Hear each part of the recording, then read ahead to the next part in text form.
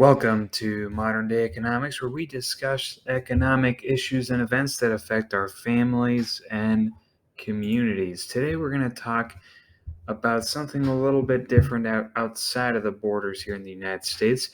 We're going to talk about Germany. We're going to talk about the Eurozone. And why are we going to talk about this? Well, because we live in a global marketplace and a global economy, and understanding what's going on in the world really helps us understand the impact of it here in the United States and here in our communities and for our families. So, why talk about Germany? And what exactly are we going to talk about in Germany? So, we're going to talk about the German Manufacturing Index, which just came out today on the month for July, today on August 3rd. So the German Manufacturing Index is down from 52 down to 49.3.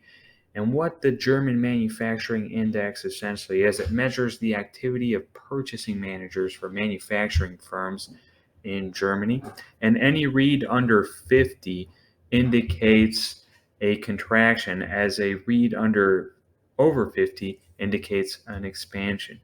So, why is this important? And contextually, what does this mean? Well, if the activity for purchasing managers and manufacturing firms is down, this is an indication of lower confidence in the economy, some say, for manufacturing firms. And manufacturing, really, the production of goods, is the backbone of the most economies globally.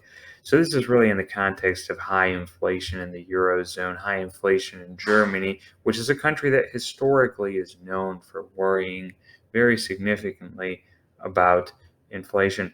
In addition to this, interest rates increasing in the Eurozone by the European Central Bank, which is an additional concern, as debt service costs for manufacturing firms and non-manufacturing firms continue to go out.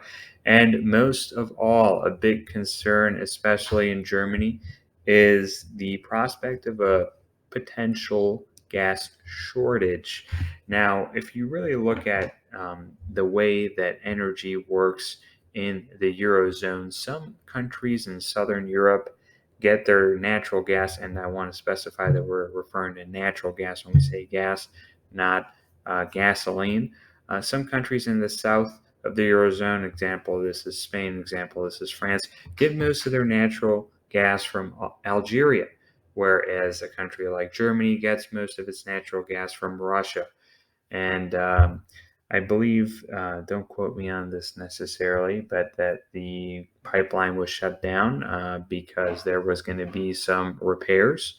And then they said that they were going to reduce the flow of natural gas for a different reason. And there's now concerns that there may be shortages in natural gas, as of course, there is all sorts of geopolitical tensions with the war between Russia and the Ukraine.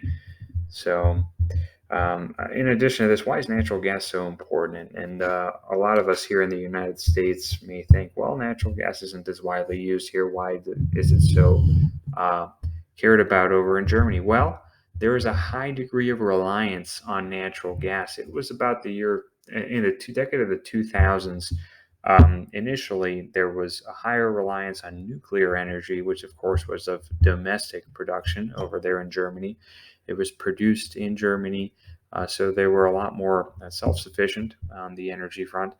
And then that progressively shifted over to natural gas, and there was a high reliance on Russian natural gas specifically.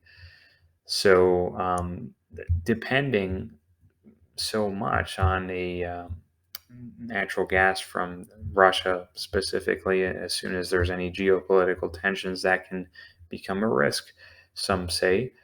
And now, well, that is one of the issues that Germany is facing. And the cost of energy is going up. That's putting further inflationary pressures on the cost of energy, which, of course, is a cost that affects all of us. It affects businesses, it affects individuals, and with the winter coming and people needing to heat their homes and facilities of manufacturing, needing to run their machinery and run their production with that energy, that is going to be more difficult. That is going to be more costly. That is going to increase their cost. Their raw materials cost is going up. Their energy cost is going up. Their debt service cost is going up. And that, of course, is something that is a little bit bearish, some will say, for manufacturing and for business overall.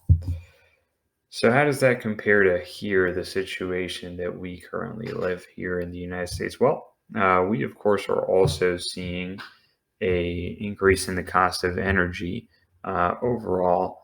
However, there is a lot less of a reliance on foreign nations as there's a lot of domestic production of energy, which is certainly a little bit lesser of a risk if you like to look at it that way.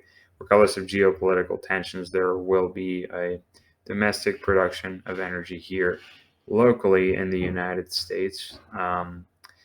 So inflation is certainly still a problem. It was 9.1%, the most recent read, and that is something that we are seeing. In some countries in the Eurozone is even higher. Interest rates have gone up more than in the Eurozone, but it is expected for them to continue to go up in the Eurozone, and that, of course, affects debt service costs, which affects manufacturing firms and businesses overall. So it'll be interesting to see how this progresses and how the next months in the German manufacturing index, as well as in the U.S. manufacturing index, how the continued trend progresses as we continue into these inflationary times, these times of higher interest rates, and these times of higher energy costs. Thank you for listening to Modern Day Economics. Stay tuned for more economic news.